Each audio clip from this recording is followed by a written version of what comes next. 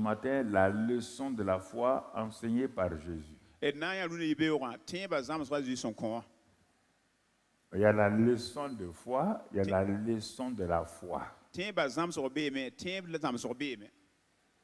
Donc, Welcome. comme ils ont mis la leçon de foi, La ba me ning tin ba zam so.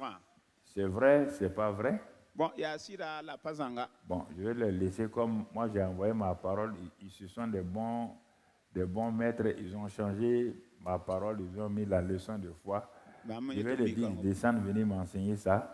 Bon, maintenant, il y a un ninga so ma wai sigi wa zamsti mamni, bala yam te kamam de wa. Bon, allons-y. Et tiens bala. Alors, ce matin, suivons Jésus. Rune yibe wa rien pour de Jésus ngietin. Oublie tes besoins. Les disciples avaient des besoins. Jésus lui-même avait des besoins. Il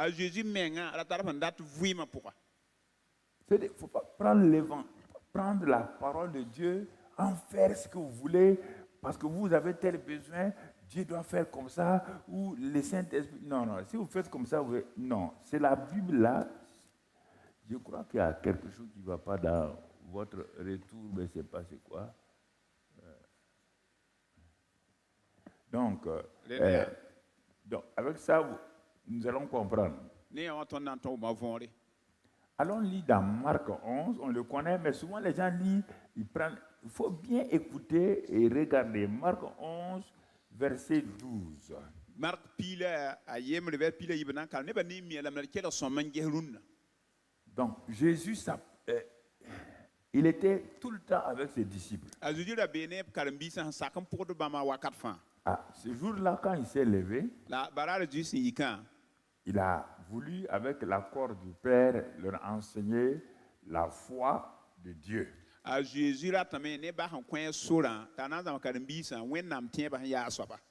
Donc, il va les amener dans un endroit. Mais regardez, le lendemain, après qu'il fut sorti de Béthanie, Jésus eut faim.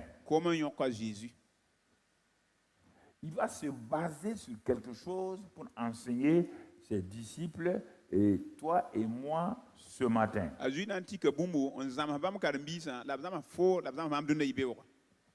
Est-ce que tu comprends ce que il faut bien écouter. On ne va pas proclamer ce matin. Non, ce n'est pas un problème. Si tu as compris la leçon là, plus tu comprends, plus tes proclamations seront puissantes. J'ai introduit quelques notions de proclamation un peu. C'est normal, ça c'est l'enseignant. Moi je suis un enseignant. Je regarde les besoins des gens. Je ne suis pas un prédicateur. Tu comprends? Donc, j'ai fait exprès pendant 2 semaines parler de proclamation. Mais si je continue dans ça, là, dans 3 mois, j'oublie de revenir en arrière. Parce que vous allez proclamer des choses qui ne marcheront pas. Vous n'allez pas proclamer par la foi. Parce que vous ne connaissez pas tous les aspects de la foi. Et quand ça ne marchera pas, vous serez découragé encore.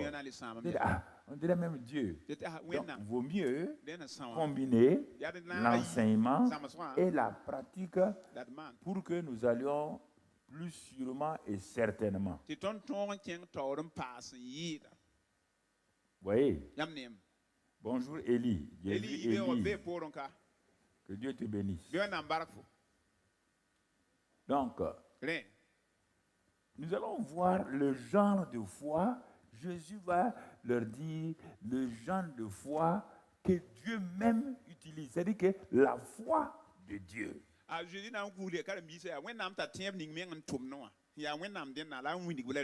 Le Fils de Dieu va enseigner ce que son Père a comme foi et comment son Père exerce sa foi.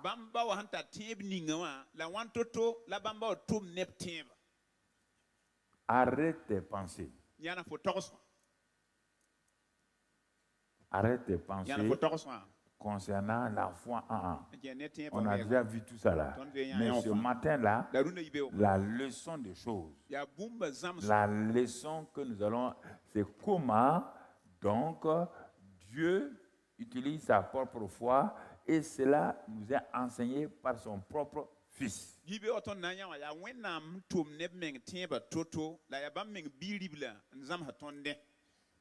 Jésus est sorti de Béthanie. Et tout de suite on dit Jésus eut faim. On n'a pas dit Jésus avait faim, on dit Jésus eut faim. Je vous ai dit, quand vous lisez la Bible, faites attention aux verbes, aux conjonctions, aux adjectifs. Faites attention à ces choses-là, parce que chaque mot a sa place, a sa définition.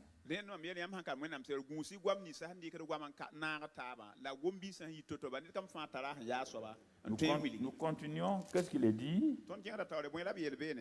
Apercevant de loin un figuier qui avait des feuilles, il alla voir s'il y trouverait quelque chose.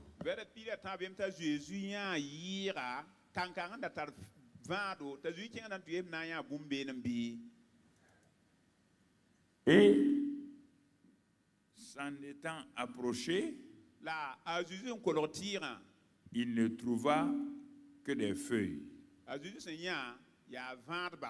car ce n'était pas la saison des figues.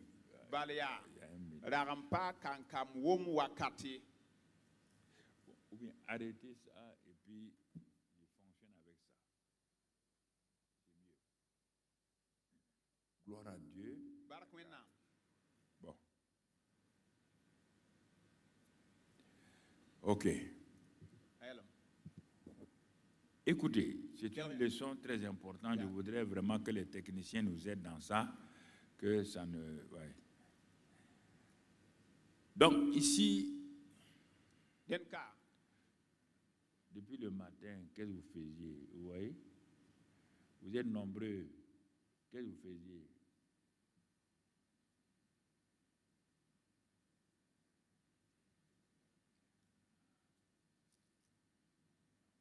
Donc, regardons.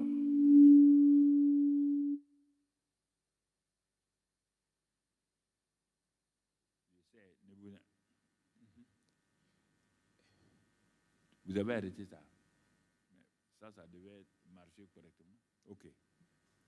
Donc, on voit ici le Seigneur.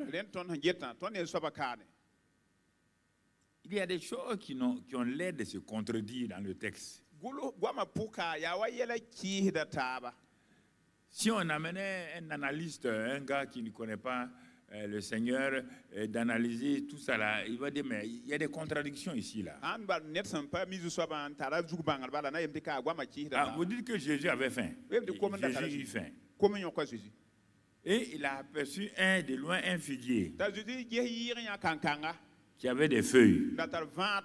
Il alla voir s'il va trouver quelques fruits. Quand il s'est approché de l'arbre, il n'y avait que des feuilles. Et on te dit, car ce n'était pas la saison des figues. Il y a des choses, quand Dieu fait, ne va pas taper tête là. Dieu ici, là, c'est comme si je disais que je suis sorti de Bobo de Lasso. Je suis en train d'aller à Sagabi ou quelque part. J'ai eu faim. J'ai vu un manguier devant moi. Et je m'en vais vers le manguier. Alors que je sais bien qu'il n'y a pas de mangue à cette période. Je le sais. Et quand je vais, je ne trouve pas de mangue. Et je parle au manguier. Mes enfants qui me suivent là sont étonnés. Mais papa sait qu'il n'y a pas de mangue, il n'y a pas de mangue dans le mois d'octobre, dans le mois, et puis il parle au manguier. Quand le Seigneur vous enseigne quelque chose, n'analysez pas avec votre tête. Prenez la leçon importante, va venir. Parce que ce jour-là, il devait enseigner la foi. Donc il fallait qu'il trouve une leçon. Et quand il n'a pas vu donc de figues sur les figuiers, mon ami, verset 14 qui va t'intéresser et m'intéresser. Prenant alors la parole, Jésus dit au figuier, Seigneur, on ne te comprend pas. Tu parles au figuier, aux arbres maintenant. C'est ça qu'il faut bien comprendre. Il veut démontrer quelque chose, c'est la foi. Nous sommes sur la leçon de la foi. Laisse les éléments secondaires qui n'ont pas... Toi, tu pars t'accrocher aux choses secondaires.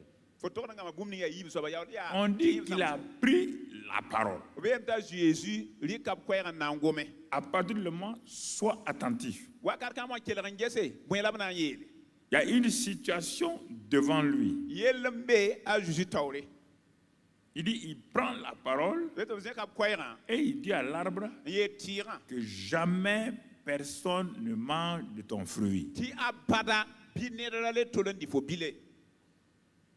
La leçon principale ici, c'est de montrer la puissance de la parole de la foi.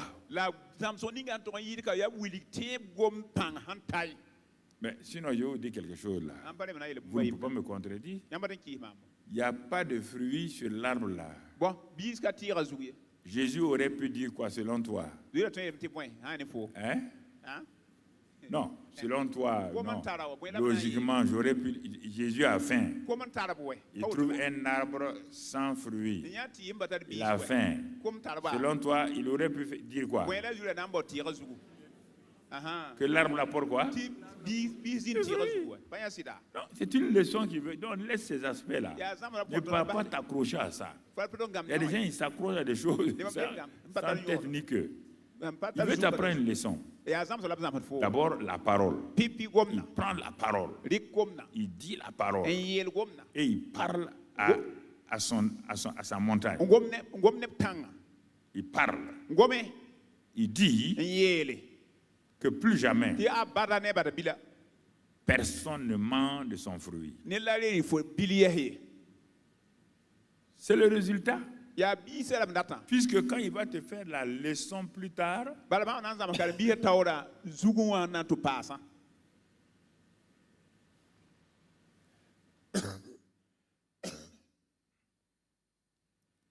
donc il te dit ici que jamais personne ne mange ton fruit. Et pourquoi on ajoute ça? Regardez bien. Et ses disciples l'entendirent. En réalité, ce qui l'intéresse, ce sont ses disciples. Il veut enseigner aux disciples. Maintenant, s'il y a fruit, il n'y a pas de fruit, ce n'est pas ça. Sa parole. Il dit la parole. Il parle au figuier. Il parle à sa montagne. Deuxièmement, les disciples qui étaient là ont entendu la même chose que Jésus a dit au figuier. Bon,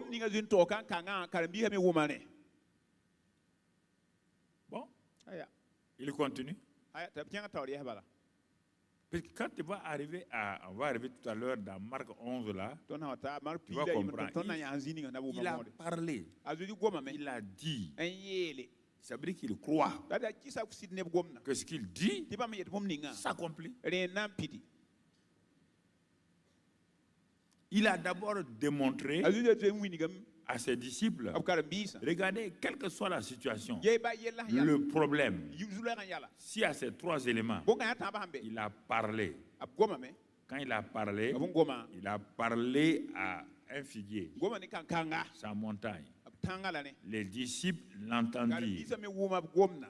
Et on va voir si ce qu'il dit, croit que ce qu'il dit arrive, va s'accomplir.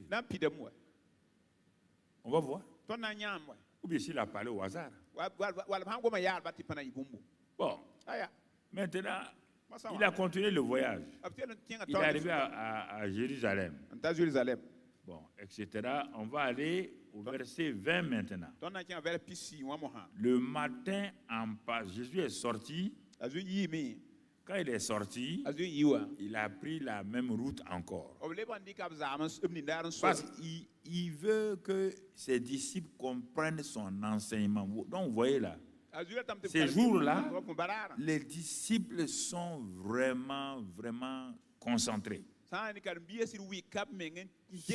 ce que le maître est en train de dire et faire.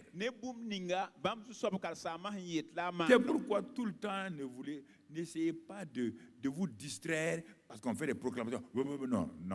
Calme-toi si tu n'as pas compris le principe. Proclamer comme ça ne marchera pas tout le temps. Qu'est-ce que tu vas faire? N'essayez pas de prendre une technique comme si une technique de la Bible que vous allez l'utiliser partout, ça ne marchera pas.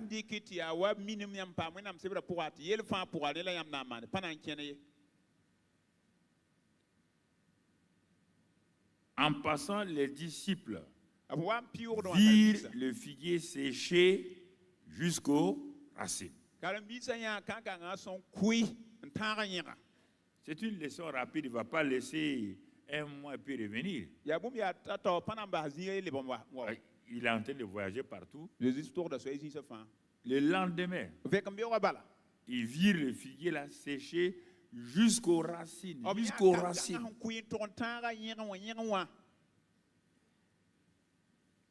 Alors, Pierre, se rappelant ce qui s'était passé, dit à Jésus. Ce Pierre qu'on pense un gars, mais c'était chaque fois on dit Pierre, chaque fois quand on dit qui dit-on que je suis, silence, c'est Pierre.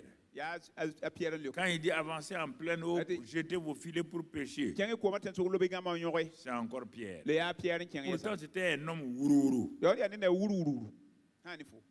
Et les chrétiens wourourou comme ça qui font des prodiges par rapport aux chrétiens respectueux, cravatés, bazincés,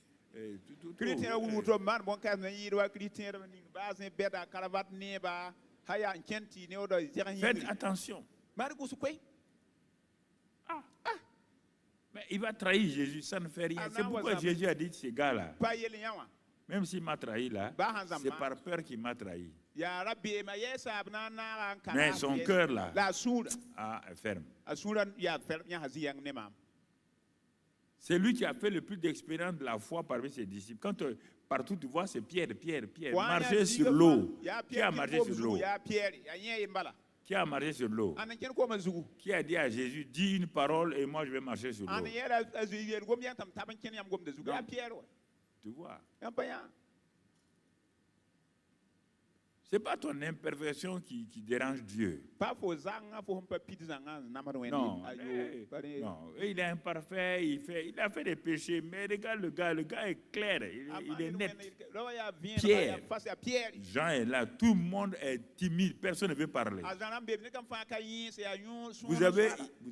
Vous avez assisté à la leçon. Vous avez vu votre maître parler. Quand ils ont vu ça sécher, tout le monde devait dire, ah, maître, non, ils se sont tus. Pierre, se rappelant, prit la parole et leur dit, ayez foi en Dieu. Quand le français traduit, ça dit « ayez foi en Dieu », non. Le grec araméen dans lequel Jésus a parlé, il n'a pas dit « ayez foi en Dieu ». Ceux qui étaient là avaient déjà foi en Dieu. Avoir foi en Dieu, croire en Dieu, là, ceux-ci-là étaient des croyants. D'abord, ils étaient juifs. Deuxièmement, ils sont disciples de Jésus maintenant. Donc, l'appliquant dans cette situation,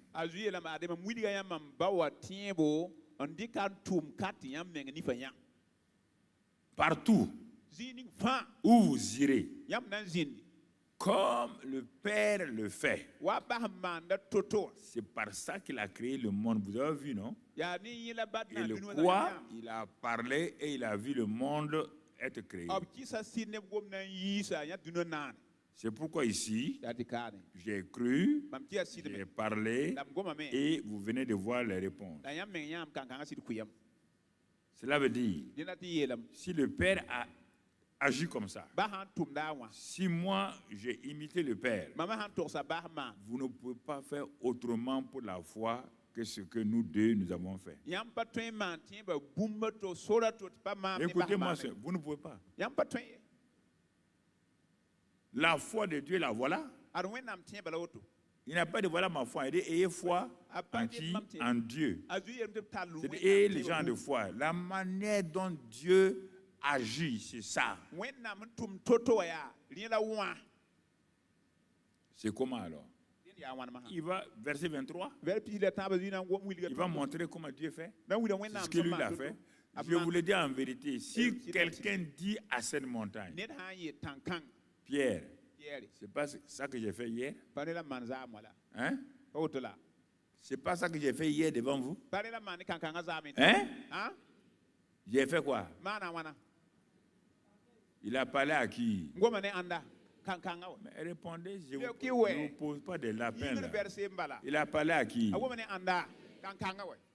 Mais il te dit que si tu n'as pas de figuier, si c'est une montagne, donc il dit ici toute forme de problème sous la forme d'une montagne. C'est une montagne, ça veut dire quelque chose que tu n'es pas capable humainement de faire bouger. Il te montre comment la foi de Dieu la travaille.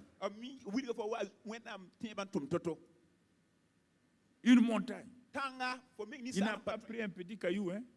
Il n'a pas pris de petit caillou. Il a pris une grande montagne. Il dit si quelqu'un dit, il n'a pas dit si quelqu'un met sa main sur la montagne pour pousser. Regardez le genre de foi, la foi divine que Jésus a utilisée, et il attire notre attention à travers l'enseignement aux disciples là, comment il doit faire. S'il n'y a pas ces éléments dans ce que tu veux là, ça ne marchera pas. Il dit, un besoin, c'est la montagne.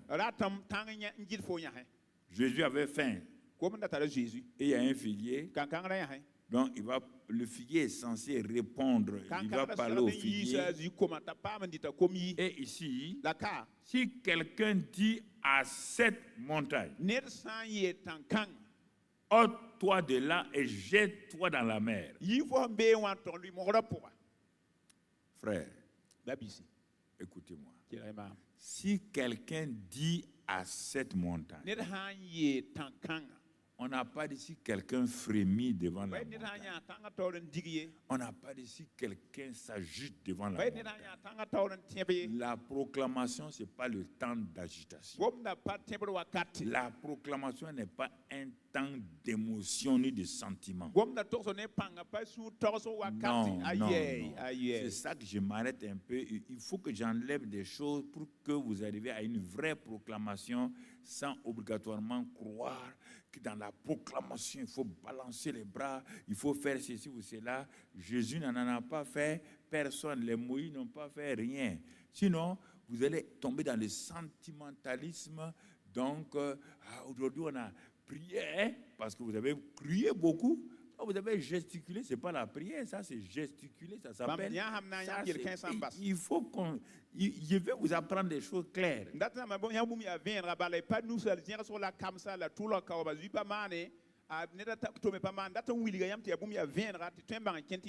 N'ajoutez pas des sentiments, des émotions dans votre prière. Ne croyez pas que si vous faites crier les gens, non, les gens peuvent crier, il n'y a rien. Jésus n'a pas crié sur le figuier. Il s'est arrêté tranquillement. Il a parlé au figuier. Pourquoi? Parce qu'il avait l'assurance. Tout la foi de Dieu, c'est ça d'abord. L'assurance dans le cœur. La certitude dans le cœur. C'est pas une affaire. Non, non, non. Écoutez-moi très bien. Sinon, vous allez perdre du temps. Crier. Ça ne fait pas bouger une montagne. Ça ne fait pas bouger un démon. Et si vous prenez ici ce que Jésus a fait, prenez le même Jésus devant le tombeau de Lazare. Une situation plus grave que les figuiers. Un homme qui est mort et pourri. Il dit Lazare, sort. Sort. Il n'a pas fait une longue prière. Pourquoi? Parce qu'il était connecté au ciel. Il a dit au Père, je te rends grâce de ce que tu m'exauces. Tu m'as exaucé, tu m'exauces toujours. Quelle assurance. Quelqu'un qui dit à Dieu, je te remercie, parce que tu m'as exaucé et tu m'exauces toujours. C'est ça que je veux vous parler. Normalement, on ne doit pas être inexaucé. Si on est inexaucé, il y a un problème quelque part. Nous devons chercher à voir quel est le problème. Dieu n'a jamais dit, ni dans la prière, ni dans la forme de proclamation, que lui, il ne répondra pas. Il dit, toi qui écoutes la prière, tous les hommes viendront à toi. Si Dieu devait laisser mes prières inexaucées, alors ça va me créer des doutes. Je ne sais pas prier ou bien la manière que c'est pourquoi je suis inexaucé. C'est pourquoi Jésus enseignait ses disciples. C'est pourquoi ils sont venus lui dire, enseigne-nous à prier. Ils n'ont pas dit, ils vont prier. Ils priaient déjà. Tout juif prie. Il priait. Mais il a dit, enseigne-nous. C'est pourquoi je vous enseigne. Il priait déjà. Ils criaient déjà. Ils n'ont pas vu de résultats. Avec leurs cris, leurs pleurs, roulés à terre. Il n'y a pas un peuple aussi sentimental que les Juifs. Ils aiment crier, prendre non, ils ont fait tout ça, il n'y a rien. Mais ils ont vu ce petit frère-là, de 30 ans, quand il se met à genoux, sans bruit, quand il te lève, quand il sort, les choses se passent. Quand il se lève, les choses se passent.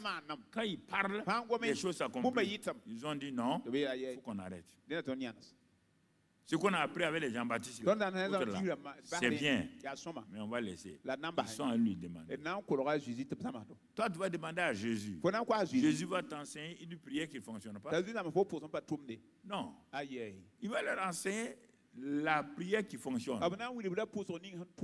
Même ça, quand on nous enseigne la prière qui fonctionne, il faut voir régulièrement devant chaque cas ce que Dieu veut que nous fassions. La prière, ce n'est pas parler. Non. Le cœur, la bouche, on va le voir tout à l'heure là. Et s'attendre maintenant que la chose va s'accomplir. Ça, c'est la foi de Dieu. Donc tu vois ici. Et il continue. Si quelqu'un dit à cette montagne, ôte-toi de là et jette-toi dans la mer. D'abord, si quelqu'un dit, deuxièmement, s'il ne doute point en son cœur, son cœur, avant d'ouvrir la bouche, là, il n'y a pas de doute là-dedans. Mais crois que ce qu'il dit arrive, il le verra s'accomplir. Crois. Regarde les 4 éléments. Et s'attendre à voir l'accomplissement. Il dit que la chose fera. Voilà la foi de Dieu.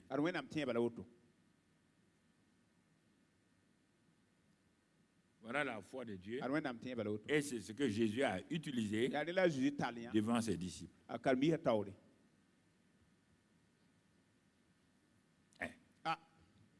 Pourquoi il va leur mentir? Qui dit mieux?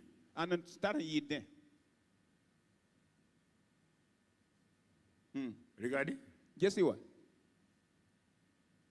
Dans chaque prière, puisque, comme il a vu que les disciples risquent d'être incomplets, il va maintenant montrer l'aspect de ce que nous appelons la prière. Il a parlé de la prière proclamation, mais le verset 24, Jésus est très très intelligent. Sûrement dans le cœur des disciples là, ils ont dit, est-ce que tout le temps on va proclamer? Jésus a compris ça. Tout de suite il dit, qu'est-ce qu'il dit au verset 24? C'est pourquoi je vous dis, mais c'est la même chose toujours. Tout ce que vous demanderez en priant, la prière traditionnelle que nous avons l'habitude de faire, il vient sur ça maintenant. Ça c'est demander et recevoir. La foi de Dieu. Regardez, le 23 là, ça c'est la forme supérieure. Mais ce que nous avons demandé à Jésus, apprends-nous à prier là. Il vient même ça là. Si on peut pas faire une proclamation, prends la forme traditionnelle de la prière. Demandez et recevoir. Cherchez, vous trouvez. Il dit les deux formes. Si tu pratiques les deux formes là, en suivant la foi de Dieu, ça ne échouera jamais. Même dans la prière traditionnelle, demandez et recevoir. Là, il dit, vous demanderez en priant toujours. Vous avez parlé, même la prière là. Tu as parlé. Crois que tu l'as reçu. Toujours le cœur, la bouche, pas de doute. Même la prière demandée reçue. Et il dit la même chose. Et vous le verrez s'accomplir. Que ce soit la proclamation, tu l'as fait avec la foi de Dieu, tu verras s'accomplir. Que ce soit la prière traditionnelle que nous faisons là, demander quelque chose à Dieu. Si tu fais textuellement ce qu'il a dit là, tu le verras s'accomplir. Donc la prière n'est pas faite pour être inexaucée, ni la proclamation. Si ça ne se réalise pas, ça vient de toi. Il nous a bloqués là. Ils sont bloqués. Ouais, on veut proclamer. Il a dit, mes enfants, si vous proclamez et la chose ne s'accomplit pas, ce n'est pas une proclamation. Vous avez fait des choses selon vous-même. Chez moi, quand vous utilisez la foi de mon papa, comme je l'ai fait, partout où je suis allé, j'ai proclamé la foi de mon père, que ce soit devant les cadavres, que ce soit devant les tempêtes. Toujours ça a marché. 100%. Et si vous vous dites que vous appliquez la proclamation selon la foi de mon père, ou votre prière, selon la méthode que je vous ai dit, et s'il n'y a pas de résultat, quelque chose ne va pas. Il y a un doute quelque part. Donc, vous voyez? Donc, il ne faut pas dire, ah ouais, bon, le papa nous a réjoui le cœur. Oui, je vous ai réjoui le cœur pendant 2 jours. Mais si on continue dans ça, on va aller tomber dans un trou. On va tomber dans un trou parce que vous allez croire que désormais, il suffit de dire, je vais proclamer une nouvelle Mercedes, ça va venir. Je vous connais.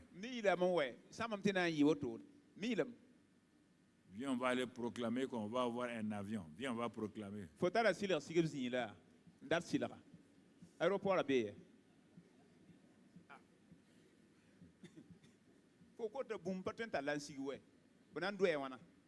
Non, l'homme, quand tu apprends une fois à l'homme, quand ça marche une fois, tout le reste, c'est ça là qu'il veut faire maintenant.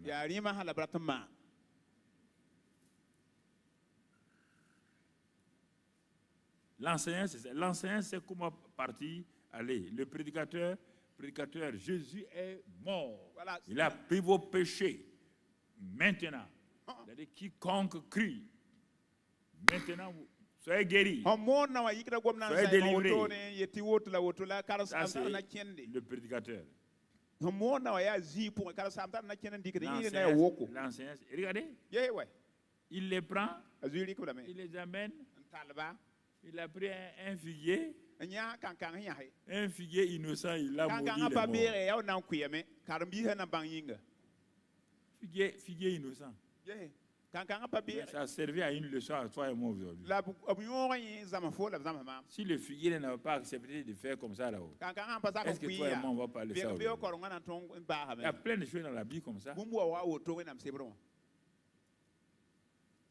L'enseignement te fait comprendre certaines choses que ta tête ne veut pas accepter. On n'agit pas par la tête, c'est toujours par le cœur. La tête nous conduit dans des mensonges, dans des échecs terribles. La tête là, elle est terrible. Elle est terrible.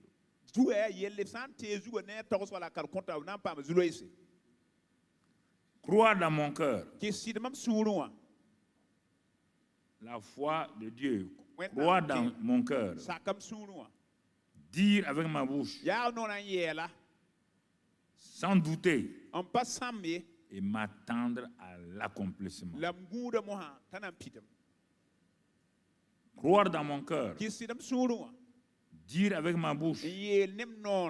Sans douter. Et m'attendre. Et je verrai la chose s'accomplir. Ça soit la prière, ça soit la proclamation. C'est ça la foi de Dieu. Et tu dis là, médite là, ne saute pas parce que dans ton sentiment, tu vois quelque chose, tu commences à proclamer alors que tu ne crois pas, ça ne se passera pas.